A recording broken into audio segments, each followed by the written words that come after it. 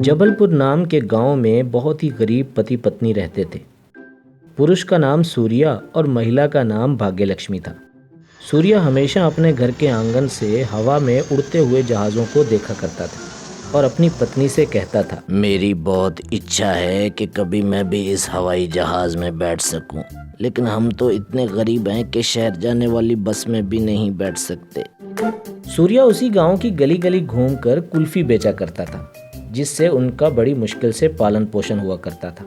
उस देश में बहुत ही खतरनाक और जानलेवा बीमारी आ जाने के कारण लोग बहुत कम घरों से बाहर निकलते थे, जिसकी वजह से सूर्या के काम धंधे को भी काफ़ी नुकसान उठाना पड़ता था। एक दिन जब सूर्या अपना ठेला लेकर जा रहा था तो वहाँ पुलिस ने उसे रोका और बोले, अरे तुमको पता नहीं है कि सरकार की जानिब से घोषणा की गई है कि हर व्यक्ति मास्क जरूर पहने, और तुम्हें समझ नहीं आती क्या है? मास्क क्यों नहीं पहना तुमने? साहिब मैं खरीद लेगा साहिब मुझे जाने दे साहिब, मैं अभी मास्क खरीद लेगा। ठीक है चले जाना, लेकिन तुम्हें जुर्माना तो भरना ही होगा हैं?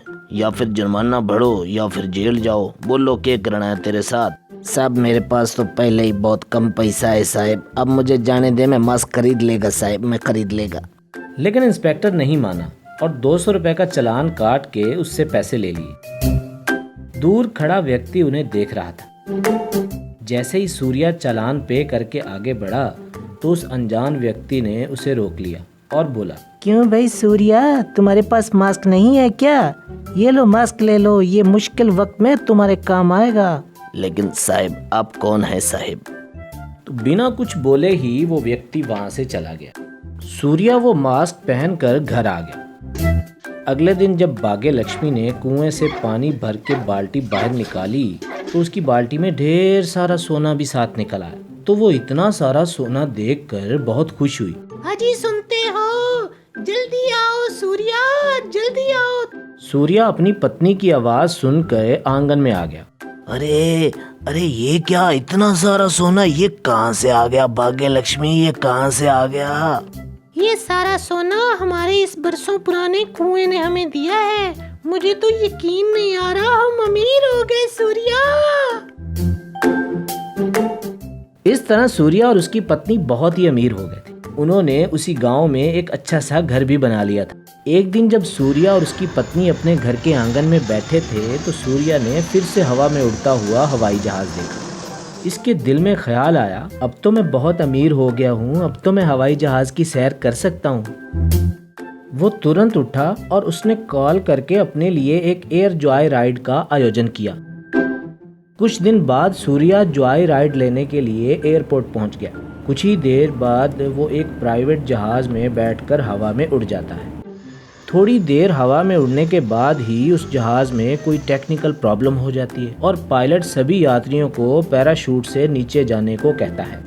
सभी यात्री पैराशूट से नीचे आने लगते हैं, लेकिन सूर्या का पैराशूट किसी प्रॉब्लम की वजह से ओपन नहीं हो पाता और वो बड़ी तेजी से धरती की ओर खींचा चला जाता है। तुरंत उसके चेहरे पर लगा मास्क बड़ा होना शुरू हो जाता है। बड़ा होते होते वो इतना बड़ा हो जाता है कि बिल्कुल एक पैराशूट की तरह बन जाता है। सूर्या उसकी डोरी को जोर से पकड़ लेता है और उसके साथ लटक जाता है।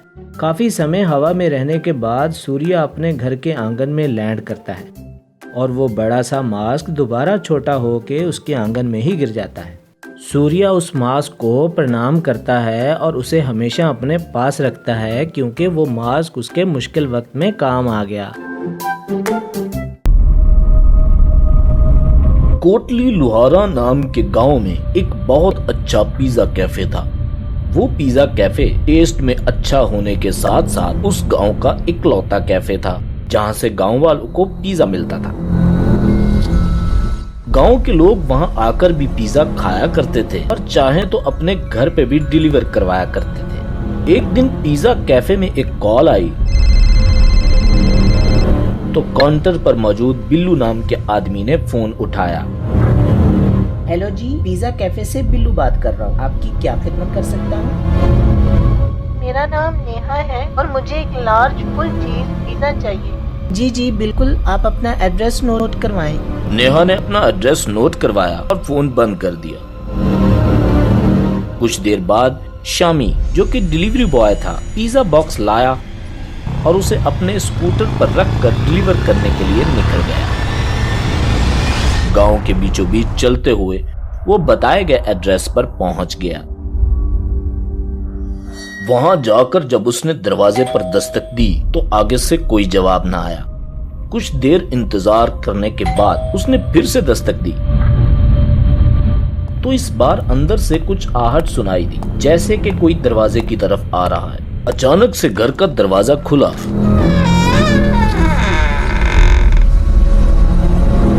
शामी घर के अंदर दाखिल हुआ तो सामने कोई भी नहीं था। क्या यहाँ कोई है? आपका पिज्जा आ गया है। आगे से कोई जवाब ना आया, लेकिन घर का मेन दरवाजा खुद ही बंद हो गया। ये देखकर शामी बहुत ही डर गया। इतने में उसे एक गूंजती हुई आवाज आई। कितने पैसे हुए? ये सुनकर शामी घबराकर यहाँ वहाँ देखने लगा। इतने में उसे सामने एक लड़की नजर आई जिसने सफेद लिबास पहना था और उसके बाल उसके चेहरे पर थे।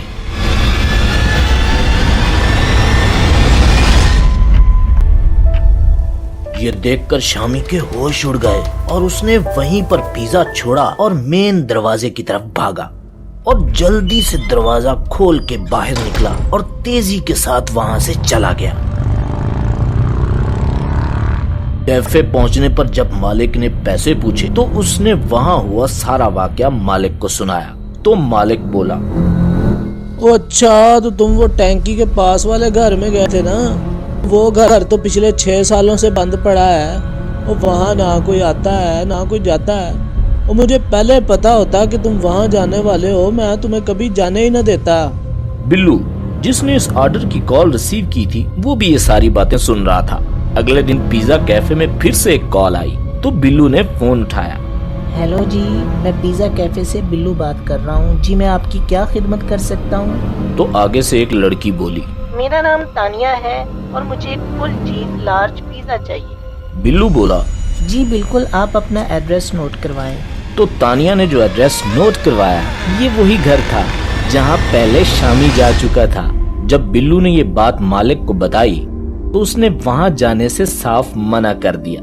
लेकिन बिल्लू बोला, सर आज ये डिलीवरी मुझे करने दें, मैं जाके देखना चाहता हूँ कि ये क्या मामला है। बिल्लू एक बहादुर आदमी था। उसने स्कूटर पर पिज्जा बॉक्स रखा और डिलीवरी के लिए निकल गया।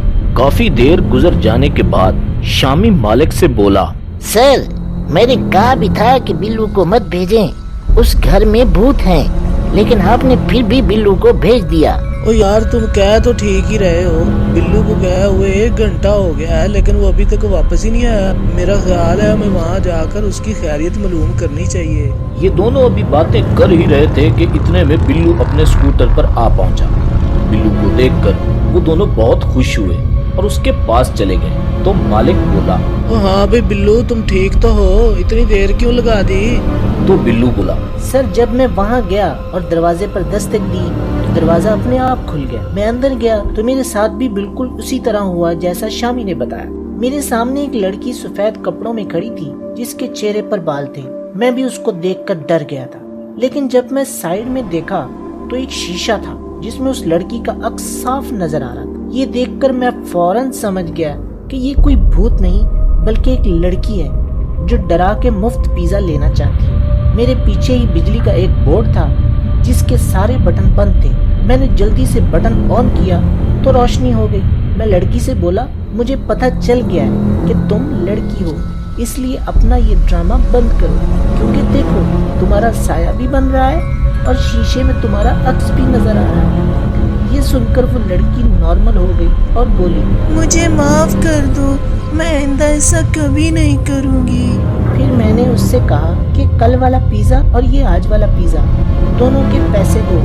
तो उसने मुझे पैसे दे दिए। ये लीजिए सर, दोनों पिज्जा के पैसे। तो मालिक बोला, ओए वाह, ओ तुम तो वाकई बहुत बहादुर हो, लेकिन वो घर तो 6 साल से बंद है। तो बिल्लू बोला, वो घर उस लड़की का नहीं, उसका घर तो साथ वाला है। बंद घर का फायदा उठाकर वो फ्री पिज्जा खाना चाहती थी। ये सुनकर मालिक बहुत खुश हुआ और बिल्लू की बहादुरी पर उसको इनाम भी दिया।